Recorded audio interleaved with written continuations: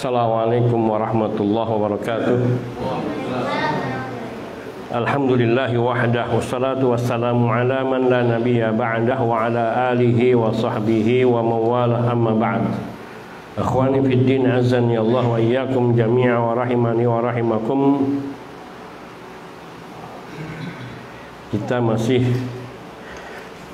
terakhir di Dhammul Ajalah fit tasaddur fil majalis wat ta'lim wal fatwa. Ini ada catatan kaki di situ, ada enggak? Tidak ada ya. Baik, saya akan bacakan catatan kaki ini untuk faidah. Sebenarnya ada juga pembahasan ini dari Ibnu Qayyim di dalam kitab beliau A'lamul Muwaqqi'in an Rabbil Alamin, yang juga berbicara tentang bagaimana sikap para sahabat dan juga para ulama di dalam masalah fatwa. Ibnu Qayyim rahimahullahu ta'ala, beliau memiliki sebuah kitab besar yang diberi nama kitabnya adalah A'lamul Muwaqqi'in an Rabbil Alamin. Beliau takallama fihi an khataril fatwa, berbicara tentang bahayanya berfatwa serta hukum-hukum dalam berfatwa dan masalah-masalah sekitar fatwa. Di antara yang dikatakan oleh beliau di dalam kitabnya, walamma kana tablighu 'anillah subhanahu wa ta'ala ya'tamidu al-'ilm bima yablugh was-sidqu fihi, lam tasluh martabatu tablighi bir riwayah wal futya illa liman ittasafa bil 'ilmi was-sidqi.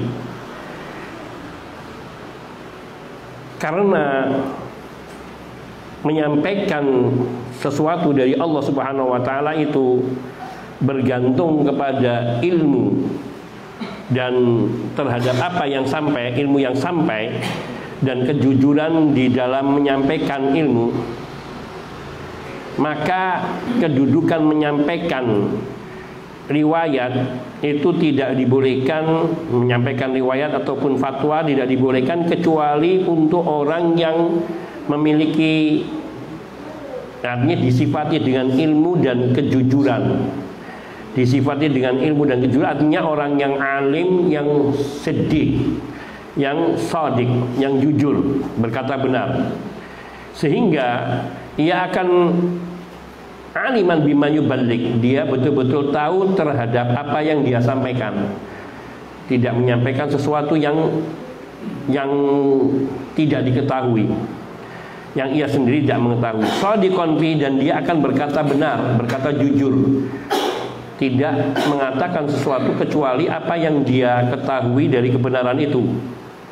Wa yakunu ma'a dzalika hasanat thariqah, sehingga seorang yang alim dan yang jujur, dia dengan dua ilmu ini, dengan dua bekal ini, ilmu dan kejujuran, hasanat thariqah, menempuh jalan yang baik di dalam menyampaikan fatwa.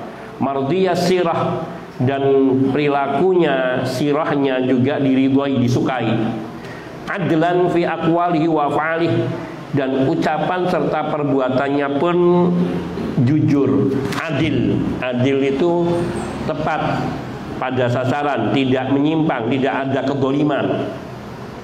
Mutasyabihas sirri wal alaniyah fi madkhalihi wa makhrajihi wa ahwalihi, pada semua perilakunya, ucapannya maupun yang tersembunyi itu, waalaikumsalam warahmatullah, antara yang lahir dengan yang ada di dalam dirinya itu sejalan, sama. Artinya apa yang dia ucapkan itulah yang dia yakini di dalam hatinya, dan itu yang bersumber dari kebenaran, sehingga tidak mengatakan sesuatu yang bertentangan dengan hatinya.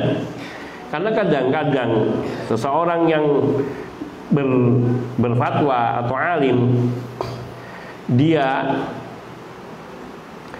berpendapat mengatakan sesuatu yang tidak sesuai dengan apa yang dia yakini, dikarenakan keselamatan dirinya atau kepentingan-kepentingan lainnya. Maka ini kehilangan kejujurannya di dalam berkata. Adapun orang yang memiliki sifat keilmuan dan kejujuran, maka dia antara apa yang tersembunyi dan apa yang dia tampakkan dalam semua keadaannya itu sama. Wa idza kana mansibat tauqi' 'anil muluk bil mahallil ladzi la yunkar fadluhu wa la yujhalu qadruhu wa huwa min a'lal maratib saniyat fa kaifa bi mansibit tauqi' 'an rabbil ardi was samawat.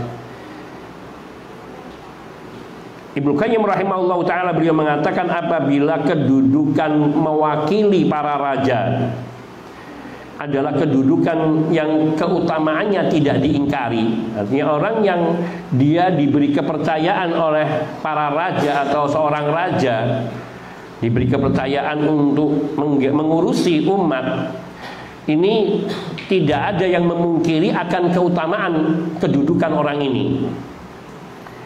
Dan layu jahalu qadru, artinya tidak ada yang menyangkal tentang statusnya, kedudukannya.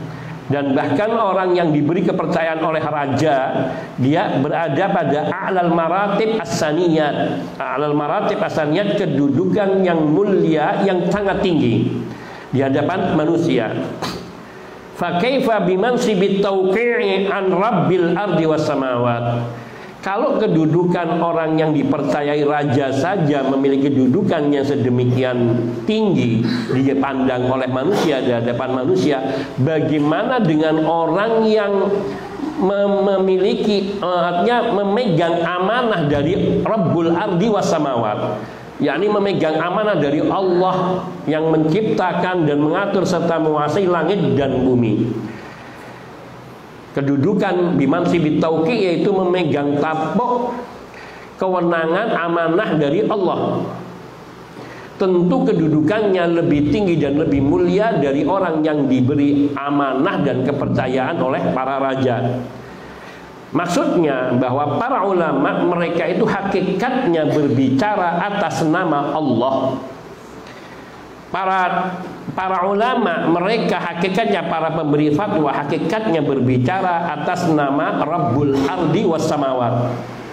Sebab apa yang dijawabnya dari setiap pertanyaan yang dilontarkan dalam perkara agama, dia akan selalu menjadi rujukan dan pegangan. Ada beberapa contoh yang sangat nanti kita akan lihat pada bab berikutnya. Saya akan singkat aja di sini. Fahqiqun biman uqima fi hadzal mansab ayyu'idda lahu uddatah, maka orang yang ia memegang atau berada pada posisi ini, yaitu memegang amanah Rabbul Ardi was Samawat, Rabbul Izzah wal Jalal, yaitu memegang amanat Allah untuk menyampaikan ilmu. Orang yang diberi kewenangan dan kedudukan ini hendaknya ia mempersiapkan dirinya, mempersiapkan perbekalannya. Wa ayyata'ahaba lahu uhbatahu, sama maknanya ayyu'idda lahu uddata, mempersiapkan perbekalan bagi dirinya. Dan wa ayya'lam, dan dia harus tahu dan yakin, menyadari anna qadral maqamil ladzi uqima fi, ayya'lam qadral maqam alladzi uqima fi, dia harus menyadari kedudukan kemuliaan yang ia diberikan padanya, artinya kedudukan mulia yang diberikan kepadanya. Wala yakunu fi sadri harajun min qaulil haqqi was sadq bih, maka tidak boleh ada rasa berat hati untuk menyampaikan yang benar dan bersikap terang-terangan terhadap kebenaran. Ini yang seringkali berat bagi para dai dan para alim. Ketika itu berkaitan dengan kekuasaan misalnya, kita akan melihat beberapa contoh insyaallah taala bagaimana sikap para ulama al-alim al-amil as-sadiq, seorang alim yang beramal dengan ilmunya yang jujur. Ya, mereka sampai rela mengorbankan dirinya, darahnya demi kebenaran dan menyelamatkan umat untuk tidak terjatuh kepada kesesatan. Dan itu diriwayatkan dari salafus saleh mengenai umat terdahulu yang hidup di masa-masa lalu, yang insya Allah kita akan menemukannya nanti. Fa inna Allah nasiruhu wa hadihi, karena sungguhnya orang yang berpegang kepada kebenaran dan selalu menyampaikan yang hak dan berada di atas kebenaran, Allah lah yang akan menjadi penolongnya, wahadihi, dan Allah lah yang akan memberikan petunjuk kepadanya. Wa kaifa wa huwa bil mansi wa huwa al mansabul ladzi tawallahu bi nafsihi rabbul arbab.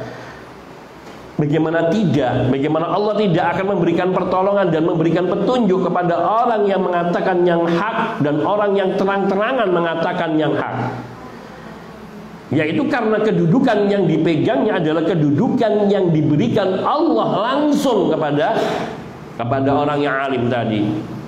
Karena ia mewakili Allah dalam menyampaikan kebenaran. Allah telah menyampaikan di dalam kitab sucinya dan melalui lisan Rasulnya Sallallahu Alaihi Wasallam. Maka orang yang ia memegangi kebenaran, ia memegang amanah tertinggi, yaitu untuk menyampaikan kebenaran dari Allah Azza wa Jalla dengan segala konsekuensi yang akan diterimanya. Namun diyakini bahwa Allah akan memberikan pertolongan kepadanya. Faqala ta'ala, Allah Ta'ala berfirman di dalam surat An-Nisa ayat 127. Wa yastaftunaka fin nisa qulillahu yuftikum fihinna wa ma yutla 'alaikum fil kitab. Mereka bertanya kepadamu, meminta fatwa kepadamu wahai Rasul Muhammad sallallahu alaihi wasallam fin nisa, dalam urusan kaum wanita, para istri, artinya hak-hak para istri dan kewajiban mereka atas suami. Maka Allah berfirman kepada nabinya sallallahu alaihi wasallam, kul Allahu yuftikum fihinna. Katakan wahai Rasul kepada mereka, Allah yang memberikan fatwa kepada kalian semua berkenaan dengan hak-hak para wanita tersebut. Wa ma yutla 'alaikum bil kitab, dan apa yang Allah bacakan kepada kalian yang ada di dalam Alkitab, yaitu kitab suci Al-Qur'an dan termasuk sunnah Nabi sallallahu alaihi wasallam.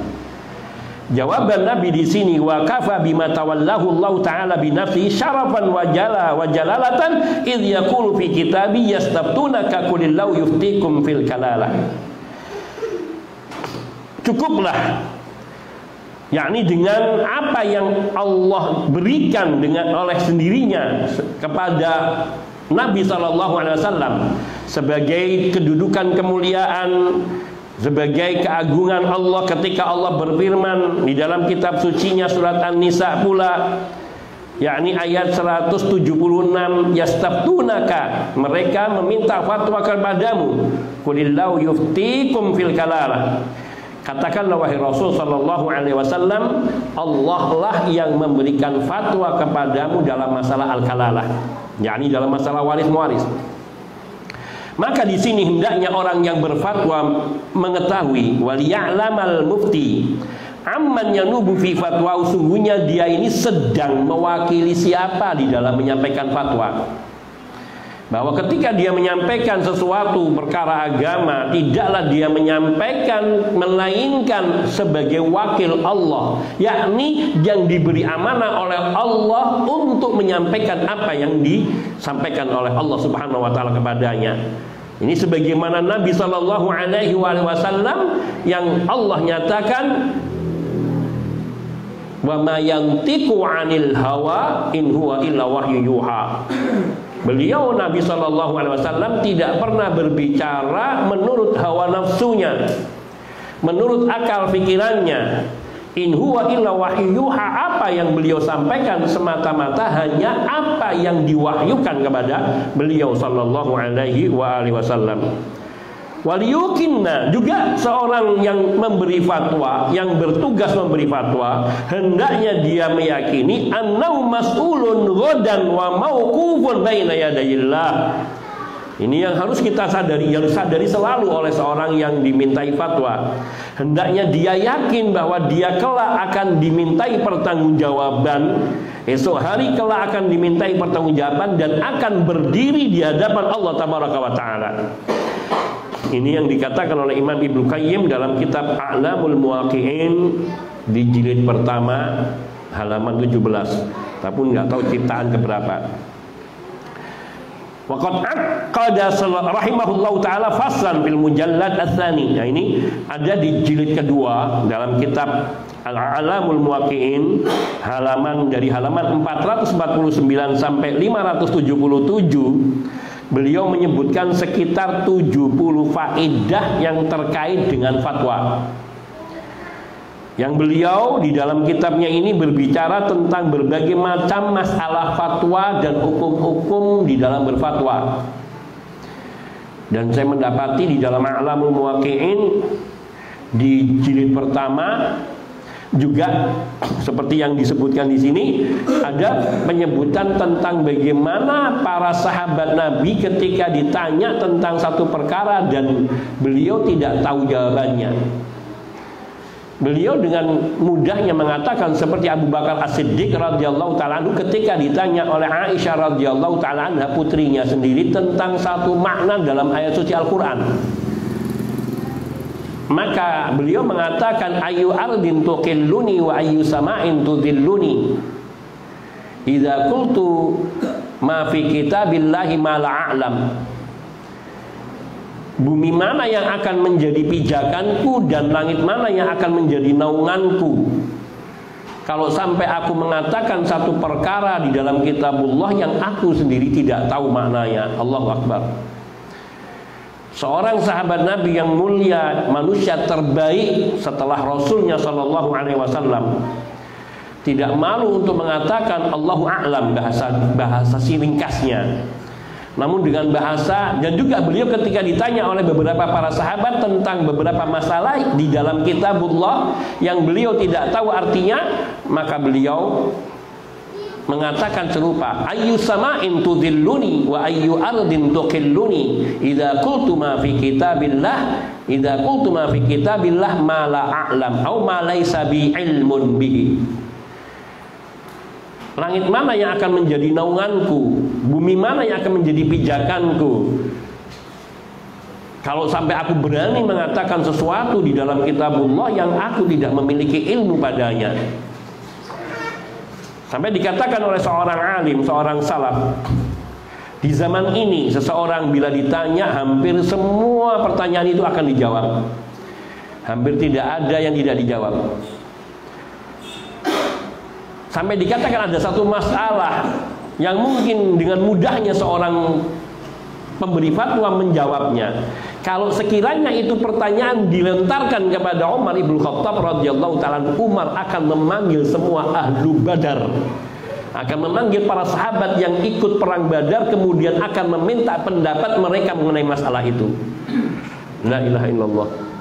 Artinya begitu berhati-hatinya mereka para sahabat radhiyallahu ta'ala anhum, dan padahal Umar ibn Khattab adalah orang yang terbaik kedua setelah Nabinya Shallallahu Alaihi Wasallam. Yang pertama Abu Bakar As-Siddiq dan yang kedua Umar ibn Khattab radhiyallahu ta'ala anhu ajmain. Maka dari itu yang harus kita ketahui di sini betapa para ulama, para salafus saleh, mereka begitu berhati-hati untuk tidak terburu-buru memberi fatwa. Kalau mau mengatakan sesuatu ketika ditanya, maka hendaknya mengatakan apa yang sudah dikatakan oleh para ulama. Jadi bukan berfatwa dengan dirinya sendiri. Dan tentu yang harus kita lihat juga perkataan para ulama yang benar-benar mu'tabar, yang diakui oleh ulama-ulama lainnya. Karena sungguhnya bila seorang itu diulamakan oleh umat namun tidak diakui keulamaannya, maka dia tidak berarti alim. Seperti pada catatan kaki, ada nggak di situ catatan kaki pada perkataan Imam Malik bin Anas yang mengatakan, ma ajabtu fil futya hatta sa'altu man huwa a'lam minni hal yarani maudi'an lidzalik. Aku tidak berani menjawab dalam berfatwa atau menjawab fatwa, memberikan fatwa, sehingga aku bertanya kepada orang yang lebih alim dariku, apakah ia memandangku orang yang sudah pantas untuk berfatwa. Sa'altu Rabi'ah, aku bertanya kepada Rabi'ah. Wa sa'altu Yahya bin Ibn Sa'id, dan aku bertanya kepada Yahya ibn Sa'id. Fa amarani bidzalik. Baru keduanya memerintahkanku untuk berfatwa, artinya baru aku berfatwa. Qila lahu, ada yang bertanya kepada Imam Malik rahimahullah, ya Aba Abdillah, falau nahauka, wahai Abu Abdillah, bagaimana sekiranya ulama-ulama itu, Rabi'ah dan Yahya bin Sa'id itu melarangmu berfatwa? Qala kuntu antahi. Kalau mereka melarangku berfatwa, maka aku akan berhenti berfatwa. Aku tidak akan lagi berfatwa. La yanbaghi lirrajul ayyara nafsahu ahlan li syai'in hatta yas'ala man huwa a'lamin. Karena tidak patut bagi seseorang untuk melihat dirinya orang yang pantas berfatwa terhadap suatu perkara, sehingga dia menanyakan kepada orang yang lebih alim dari dirinya tentang dirinya itu. Nah, ini ada catatan kaki perkataan Imam Asy-Syatibi rahimahullah ta'ala di dalam kitab Al-I'tisam. Beliau mengatakan al-alim idza lam yashhad lahu, ada catatan kakinya situ. Al-alim idza lam yashhad lahul ulama, seorang yang alim namun bila tidak dipersaksikan oleh para ulama tentang keilmuannya, fahuwa fil hukmi baqin 'alal asli min adamil ilmi, maka dia dihukumi kepada hukum asal, yaitu tidak tahu, tidak berilmu. Allahu Akbar. Saya ulangi, seorang yang alim apabila belum diakui oleh para ulama, maka dia dihukumi tetap sebagaimana orang yang tidak berilmu. Fahuwa fil hukmi baqin 'alal asl, dikembalikan kepada hukum asal orang. Hukum asal setiap kita apa? Adamul ilmi, tidak tahu. Maka orang yang dia dianggap berilmu namun sungguhnya belum ada pengakuan dari para ulama yang lebih alim, maka dia tidak dikatakan berilmu.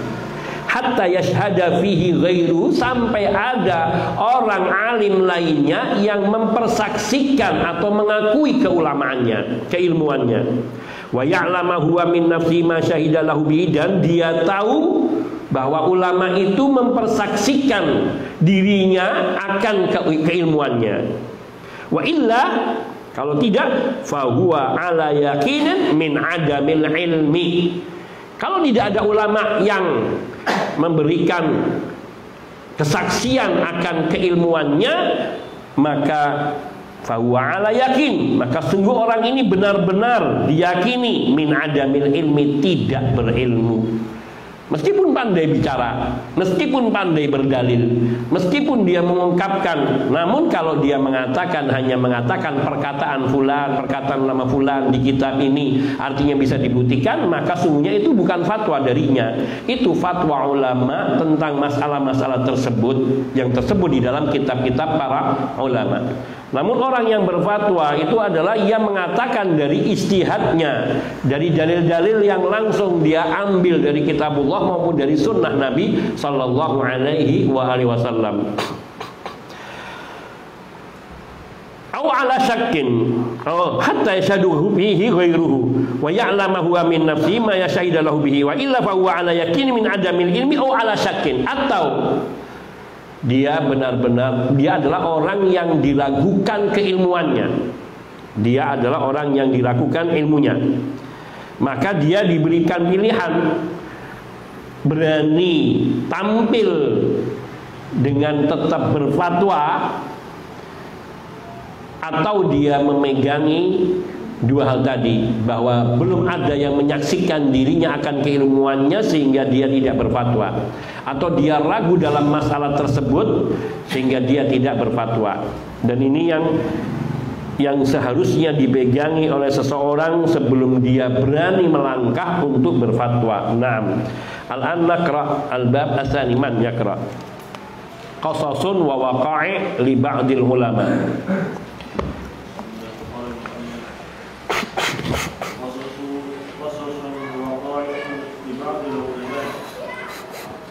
قال محمد بن عبيد جاء رجل نبيل باللحية إلى الأعمش رحمه الله، فسأله عن مسألة خطيرة للصلاة،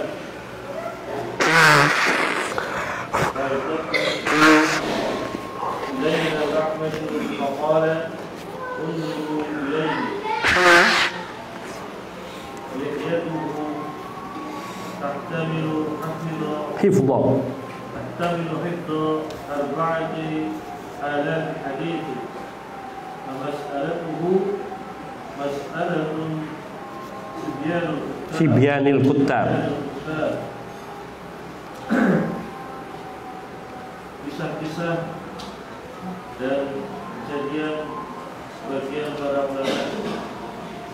Berkata Muhammad bin Ubaid, telah datang seorang laki-laki Nabil. Ya, seorang laki-laki yang nabilun itu yang mulia, atau yang mulia. Artinya penampilannya orang yang mulia. Naam, kabirul lihyah, jenggotnya lebat. Datang kepada Al-A'mash bin Allah, maka dia menanyakan kepadanya suatu masalah yang ringan tentang sholat. Maka Al-A'mash berpaling kepada kita dan berkata, lihatlah kalian kepadanya, jenggotnya yang tahtamilu hifdhu 4,000 haditsin. Yang tahtamil itu yang mengandung. Tapi maksudnya gini, jenggotnya itu seolah-olah menampilkan dia seorang yang hafal 4.000 hadis.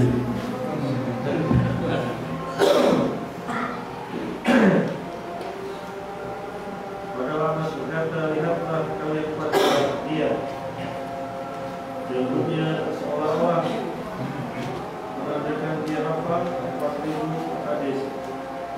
Padahal masalahnya adalah pertanyaan yang kecil dalam sebuah kitab. Masalah tuh pertanyaannya adalah pertanyaan anak-anak kecil yang masih sekolah di SD, di Kutab. Maknanya begini, ada seorang yang dia penampilan orang yang mulia, orang yang besar, berjenggot lebat, datang kepada A'mash. Ternyata orang ini bertanya kepada Imam A'mash tentang satu masalah yang sepele, sangat kecil sekali, tentang sholat. Maka A'mash menoleh kepada murid-muridnya, kepada sahabat-sahabatnya, dan berkata kepada mereka, unduru ilaihi, lihatlah kepada orang ini. Lihyatuhu tahtamilu hifdha 4,000 haditsin. Ini kalau melihat jenggotnya, dia ini orang yang hafal 4.000 hadis. Wa mas'alatuhu, tapi pertanyaan yang dia tanyakan, yang dia kemukakan, mas'alatu sibyanil Kuttab. Ini pertanyaan anak-anak yang belajar di Kuttab, anak SD. Maksudnya bahwa kadang seorang berpakaian penampilan seperti orang yang alim, akan tetapi sungguhnya dia masih jahil. Nah, ini kadang kita ini tertipu, terperdaya oleh penampilan zahir. Pada hakikatnya dia tidak memiliki ilmu. Nah, teruskan. Mau azan dulu? Nah, kita lanjutkan setelah azan Isya. Sallallahu alaihi wa Muhammadin wa alihi wa sahbihi ajma'in walhamdulillahirabbil alamin.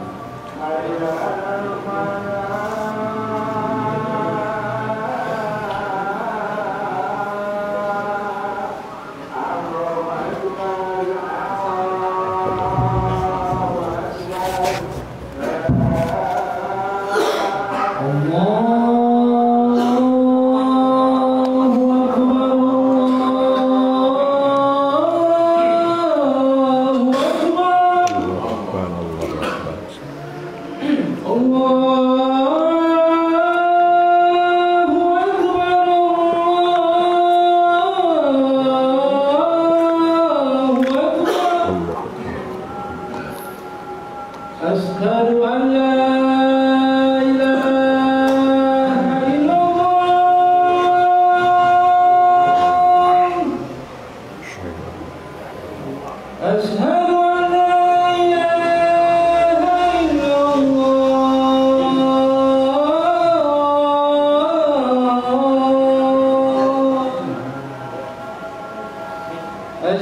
أن محمدا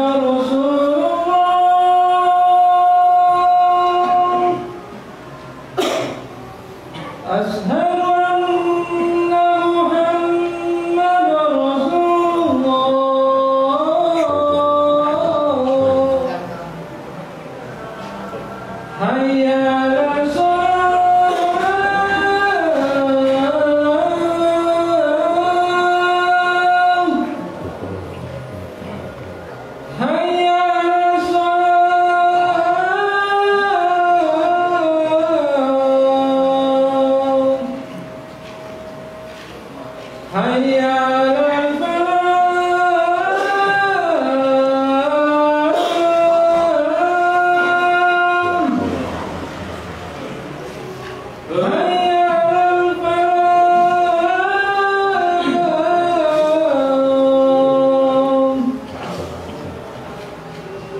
Allahu Akbar, Allahu Akbar, La ilaha illallah.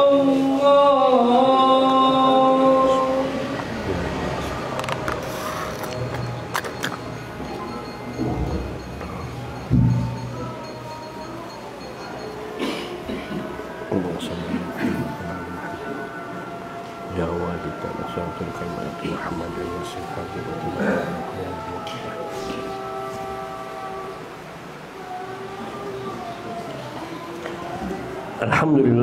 Alhamdulillah wahda wassalatu wassalamu ala man la nabiyya ba'dah wa ala alihi wa sahbihi wa mawalah amma ba'd. Nah, kita lanjutkan.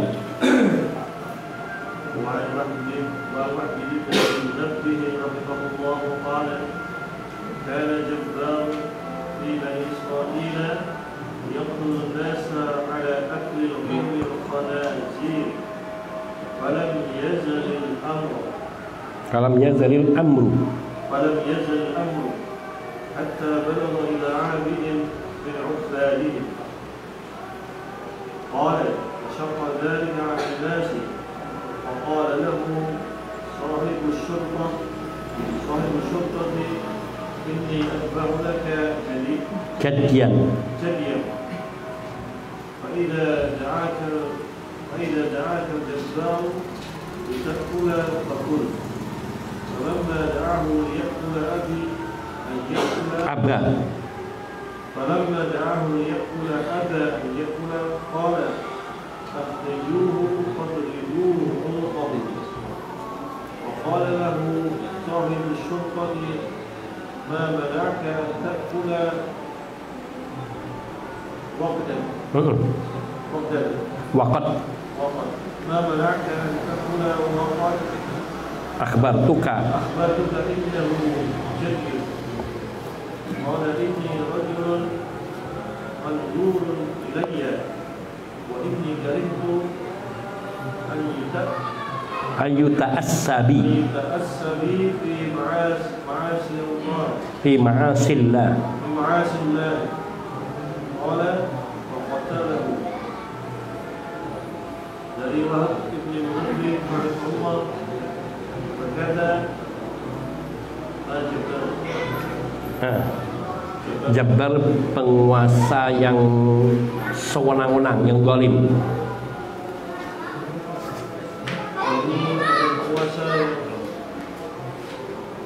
Yang zalim dari kalangan Bani Israel yang membunuh manusia untuk memakan daging babi. Iya, artinya dia membunuh manusia, orang-orang yang tidak mau makan babi. Karena tidak mau makan babi. Artinya dalam perkara makan daging babi. Falam yazalil amru.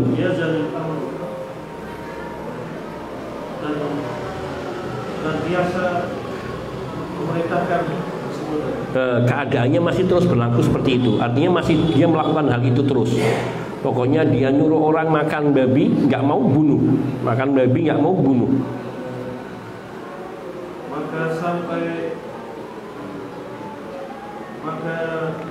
Hatta balagha ila 'abidin min ubadihim. Ketika sampai kepada ahli ibadah. Sehingga hal itu sampailah gilirannya seorang ahli ibadah di antara ahli ibadah mereka. Berkata Wahab bin Munabbih,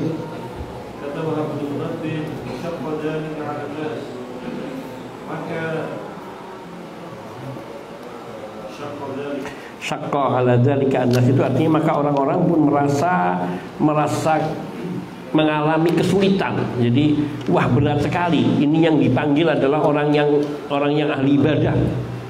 Artinya apa yang akan dilakukan oleh ahli ibadah ini kalau dia disuruh makan babi? Itu yang kemudian timbul rasa berat. Tentu dia akan membunuhnya. Ini karena dia tidak akan mau makan daging babi. Kalau manusia awam mungkin dia mau makan daging babi supaya tidak dibunuh. Tapi ini bagaimana dengan ahli ibadah? Artinya orang yang alim di kalangan Bani Israel.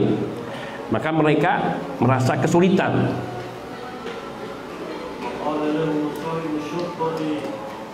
Maka berkata kepadanya Sahibu Surta itu polisi ya. Prajurit lah atau tentaranya.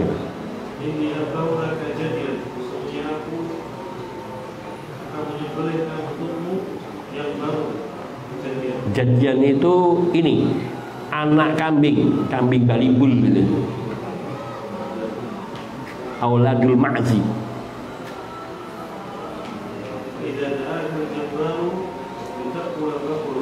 Maka apabila penguasa tadi menyuruhmu untuk makanlah.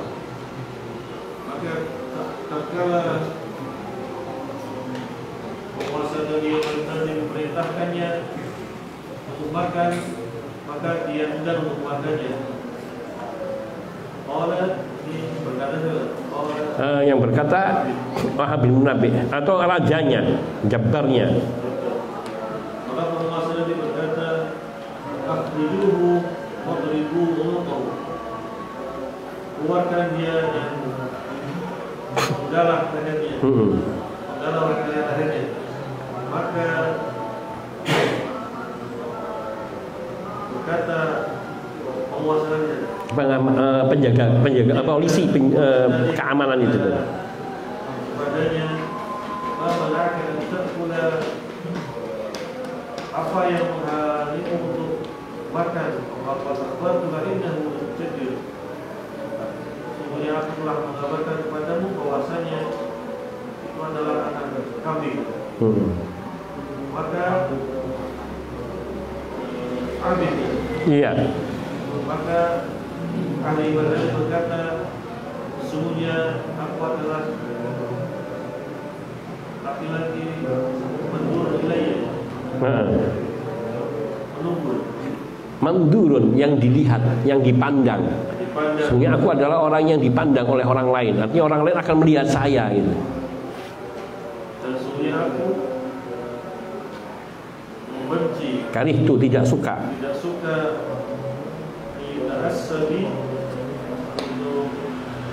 diikuti, yuktada.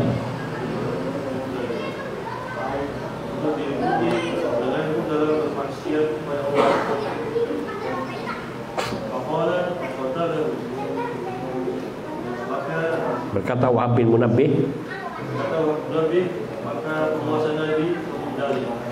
maka penguasa tadi membunuhnya. Ini saya ulangi. An Wahab bin Munabbih rahimahullah, diriwayatkan dari Wahab bin Munabbih rahimahullah. Wahab bin Munabbih ini seorang ulama di kalangan tabi'in.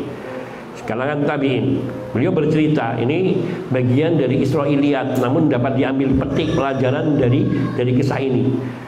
Kana Jabbar, kata beliau Wahab bin Munabbih, kana Jabbar fi Bani Israel. Dulu ada seorang penguasa yang diktator, yang bersewenang-wenang, yang zalim di Bani Israel. Yaqtulun nasa ala akli luhumil khanazir. Dia membunuh orang gara-gara tidak mau makan daging babi. Jadi dia suka nyuguh makanan babi. Tapi kalau yang disuguh tidak mau makan, dibunuh, dipenggal kepalanya. Falam yazalil amru. Hal itu masih berlaku terus, masih berlangsung. Jadi kalau dia ngundang makanan, ngundang orang jamuan, kan raja ngundang jamuan, ayo makan. Ini babi, mereka sudah mengetahui itu sudah masyhur. Kalau dia menolak makan ini babi, bunuh. Hatta balagha ila abidin min ubadihim, sehingga sampailah giliran yang diundang ini seorang ahli ibadah dari ahli ibadah Bani Israel. Maka berkata Wahab bin Munabbih, fasyaqqa dzalika 'alan nas, maka orang-orang di istana ini merasa berat karena ia akan membunuh kepada seorang yang ahli ibadah ini.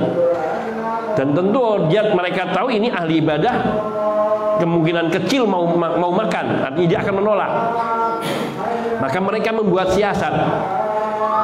Faqala lahu sahibu syurtah, maka penjaga istana ataupun orang keamanan istana ini, tentara atau penjaga keamanan istana ini mengatakan kepada seorang ahli ibadah ini, "Inni azbahu laka jadyan." Ini yang aku sembelihkan untukmu ini, khusus untukmu ini anak kambing domba, auladul ma'zi. Fa idza da'akal jabbar litakula faqul, nanti kalau kamu diundang untuk makan saja, karena dia adalah anak kambing bukan babi. Falamma da'ahu, maka benar ketika dia sudah dipanggil, ayo sini makan. Liyakul, untuk makan. Aba ayakul, dia menolak untuk makan, tidak mau makan. Padahal dia sudah diberitahu bahwa ini bukan babi, ini anak kambing. Qala, maka ketika aba yakul, dia menolak makan, berkata sang jabbar, akhriju wadribu unuqah, keluarkan dia, fadribu unuqah, lalu sebelehlah dia. Faqala lahu sahibu syurtah, maka sang penjaga istana ini berkata kepadanya, ma mana'aka an ta'kul wa qad akhbartuka innahu jadyun. Apa sih yang membuatmu tidak mau makan? Kan aku sudah bilang ini anak kambing. Apa kata beliau? Inni rajulun mandurun ilayya. Aku ini orang yang dilihat, orang yang dipandang, yang ditiru, yang digugu. Wa inni karitu ayuta'assabi fi ma'asillah, dan aku tidak suka kalau sampai orang-orang mengikutiku dalam kemaksiatan kepada Allah. Maksudnya apa? Kan dia makannya bukan makan babi, makannya kambing, tapi orang-orang taunya itu makan babi. Maka demi menyelamatkan umat untuk tidak mengikuti, artinya untuk tidak memakan daging babi juga, maka dia rela untuk dibunuh. Allahu Akbar. Ini salah satu kisah dari kisah para ulama di dalam kajian-kajian mereka. Fa inni rajulun mandurun ilayya, aku ini orang yang dipandang, ditiru, digugu. Wa inni karihtu, dan aku tidak suka ayuta'asabi fi ma'asillah, tidak suka kalau sampai orang-orang ngikuti aku di dalam bermaksiat kepada Allah. Padahal dia tidak bermaksiat, namun orang akan memandang dia berbuat maksiat. Maka inilah beratnya bagi orang-orang yang dipandang oleh umat. Qala, maka berkata Wahab bin Munabbih, faqatalahu, maka sang penguasa pun membunuhnya, yakni memerintahkan untuk membunuhnya, dan penjaga keamanan tidak bisa berbuat apa-apa selain melaksanakannya. Naam. Ya, ada berapa, masih pendek-pendek, teruskan aja. Man.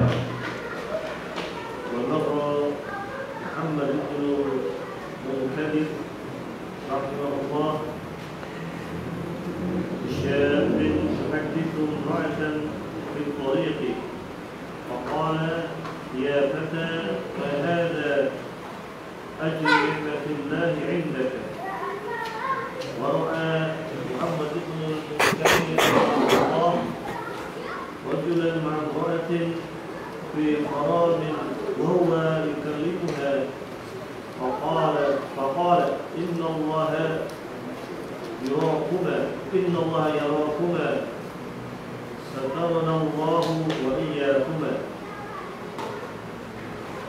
Dan lewat Muhammad bin Al-Munkadir melewati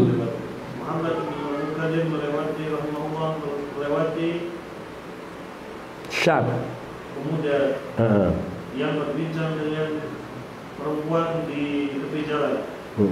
Maka Muhammad bin Al-Munkadir rahimahullah berkata, wahai pemuda, tidaklah apa yang ini maknanya hal hadza ajru ni'matillah indak. Apa artinya? Apakah inilah balasan kenikmatan Allah kepadamu? Artinya perbuatan seperti inilah engkau membalasi nikmat Allah. Maksudnya Allah telah memberikan kenikmatan kepadamu, ketampanan, kepemudaan, kemudian kau balas nikmat Allah dengan engkau berbicara dengan wanita ini di tepi jalan. Itu salah satunya. Bisa juga maknanya mahadza ajru ni'matillah indak. ini bukanlah balasan yang pantas bagi sebuah kenikmatan yang telah Allah berikan kepadamu. Maknanya sama, nggak pantas kau berbuat seperti ini sebagai balasan atas kenikmatan Allah kepadamu. Allah Ta'ala alam. Nah. Dan ketika Muhammad bin Munkadir rahimahullah melihat seorang laki-laki bersama perempuan di kharabi, di puing-puing bangunan atau di tempat yang sudah hancur bangunannya itu, fi kharab, berpuing-puing, dan mereka berdua berbicara. Dia mengajak bicara perempuan ini. Dan dia mengajak bicara perempuan tersebut, maka berkata Muhammad bin Munkadir rahimahullah, sesungguhnya Allah melihat kalian berdua, dan semoga Allah menutupi aib kalian berdua. Sataronallah wa iyyakuma, semoga Allah menutupi aib kami dan aib kalian berdua. Ini kisahnya hampir sama. Yang pertama, Muhammad bin Al-Munkadir rahimahullah melewati seorang pemuda yang berbicara dengan seorang wanita di jalan. Ya, maksudnya di jalan tempat orang berjalan itu dia berbicara. Maka dikatakan kepadanya, ya fata ma hada aju ni'matillah indak. Kemudian yang kedua, Muhammad ibnu Munkadir melihat seorang pemuda, seseorang lelaki ma'amra'atin, yang berduaan dengan seorang perempuan fi kharabin, di tempat bangunan yang sudah runtuh. Nanti sudah nggak kepakai, sepi. Wa huwa yukallimuha, dan laki-laki ini sedang berbicara dengan wanita itu. Faqala, maka berkata Muhammad ibnu Munkadir, innallaha yarakuma, sungguhnya Allah melihat kalian berdua. Sataronallah wa iyyakuma. Namun dia mengatakan sataronallah wa iyyakuma, semoga Allah menutupi kita dan juga kalian berdua. yakni menutupi aib kita dan aib kalian berdua. Nah, ini pelajaran yang di sini yang penting, bahwa satu, ketika kita hendak melihat satu kemungkaran, ada kewajiban bagi kita untuk mengingatkan, tapi dengan cara yang baik, tidak menghardik, tapi dengan bahasa yang ada. Perkataan dari Muhammad bin Munkadir ataupun yang lainnya yang juga sangat indah sebenarnya dalam hal ini pada pembahasan di berikutnya. Di sini beliau mengatakan, ma hada aju ni'matillah indak. Pantaskah seperti ini engkau membalas nikmat Allah, yakni dengan mendurhakainya, bermaksiat kepadanya? Nah, ini satu bahasa yang lembut. Atau yang kedua, mengatakan innallaha yarakuma, Allah melihat kalian loh, Allah melihat kalian. Sataronallahu wa iyyakuma, semoga Allah menutupi aib kita dan aib kalian berdua. Nah, ini menunjukkan bahwa beliau mengingatkan, namun juga dengan cara yang lembut, dengan cara yang baik, tidak dengan memarahinya. Dan itu sudah suatu pukulan yang keras bagi seseorang yang berakal dan berilmu dan bertakwa kepada Allah. Nah, satu lagi,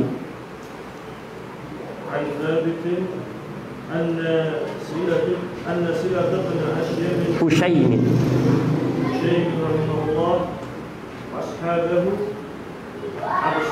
absaru rajulan qad asbala izarahu wa arada ashabuhu an ya'khuduhu bi alsinatihim دعوني قال يا ابن أخي إن لي إليك حاجة قال فما ذاك يا عم قال نرفع إزارك قال نعم ونعمة عين وقال لأصحابه هذا كان مثل لو أخرتموه بشدة قال أنا أفعله وفعل. Dari Thabit bahwasanya Silah ibn Asyad ibnu Syekh rahimahullah dan para sahabatnya, mereka melihat seorang laki-laki yang sarungnya isbal. Arada ashabuhu, maka para sahabat berkeinginan untuk memperingatkan, ya'khuduhu bi alsinati, mencela dengan makinya. mereka.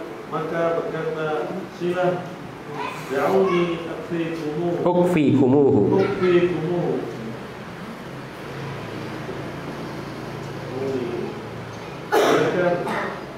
Izinkan aku yang akan mewakili kalian semua berbicara kepadanya. Akfikumu, kafa yakfi. Ini mutaaddi. Maka berkata Silah Allah, wahai anak saudara laki-lakiku, wahai anak saudaraku,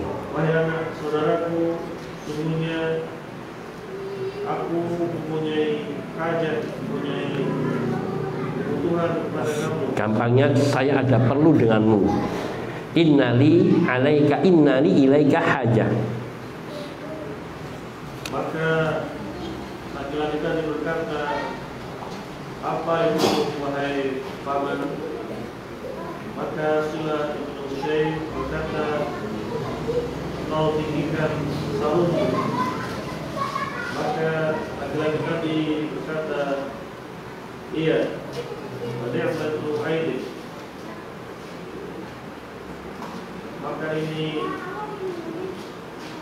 nikmat sebuah pandangan. Iya, inilah ni'matu aini, nikmat dari mata, memandang orang yang mau mengangkat kainnya di atas mata kaki. Maka Silah Ibnu Usaim berkata kepada para sahabatnya, ini adalah permisalan kalau seandainya kalian memberikan peringatan dengan keras. Hadza kana mithlu law akhadtumuhu bisyiddah. Ini sungguhnya sama sekiranya kalian mencacinya dengan keras, mengingatkannya dengan keras. Artinya dengan bahasa yang dilakukan oleh Silah bin Usaim di sini itu lembut namun mengena. Dan artinya tidak perlu sampai kalian berbuat kasar, mencela dengan keras kepadanya. Maka kalau seandainya kalian mencela dengan keras, maka laki-laki itu akan berkata, aku tidak akan melakukannya. Nah, dan dia melakukannya. Maksudnya seandainya kalian mencelanya tadi, maka dia tidak akan menurut, tidak akan mau mengangkat pakaiannya, meninggikannya sampai di atas mata kaki. Namun dia, bagaimana ketika aku sampaikan dengan cara yang halus, bahasanya pun bukan perintah. Kalimat bahasa Arabnya tarfa'u izara, engkau meninggikan pakaianmu.